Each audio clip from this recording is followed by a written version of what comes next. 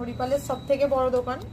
দেখে নিন আর বন্ধুরা, কি সত্য কমিউনিকেশন, যাই হোক 4128 ফোন দিয়ে 13,500 টাকা দাম নিয়েছে এবং ঠকিয়েছে। ফোনটা যখন দ্বিতীয়বার আমি দিতে যাচ্ছি তখন ওই দোকানে দিতে যাচ্ছি, ফোন আর নিচ্ছে না।